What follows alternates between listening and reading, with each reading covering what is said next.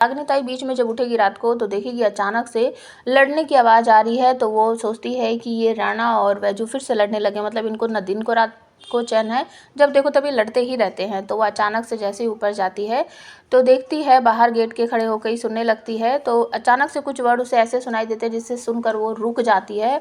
रणविजय कहता है कि तुम्हारी वजह से ही सब कुछ हो रहा है, क्योंकि पहले तुम मुझे इतनी बुरी लगती थी कि मैं तुम्हारी तरफ देखता भी नहीं था, लेकिन अब मुझे ऐसा लग रहा है कि मैं तुमसे प्यार करने लगा हूँ। और जो कुछ ये हो रहा है ये सब कुछ तुम्हारी वजह से ही हो रहा है। मतलब दोनों एक दूसरे को कुछ कुछ बोलते रहते हैं।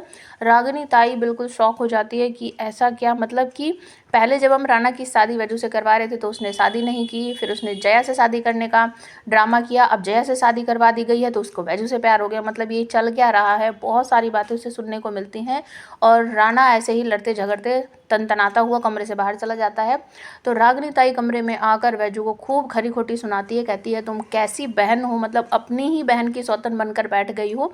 बहुत सारी बातें बोल बोल कर उसको समझाने की कोशिश करती है, लेकिन वैजू कहती है नहीं, मैं ऐसा मत बोलिए, मैं अपनी बहन की सौतन नहीं हो। रागिनी ताई कहती है तुम्हारे गांव में कुछ और बोलते होंगे, लेकिन हमारी भाषा में हमारे यहाँ तो इसे सौतन ही बोलते हैं। अगर तुम्हें कुछ करना है तो चली जाओ यहाँ से। तो फ्रेंड्स, क्या आपको ऐसा लगता है कि रागिनी जो है ये बात की वैजू और रणविजय का आपस में क्या रिश्ता है, क्या वो सारे परिवार को बता देगी और साथ यहाँ पर जया का देगी? आप हमें कमेंट करके ज़रूर बताना।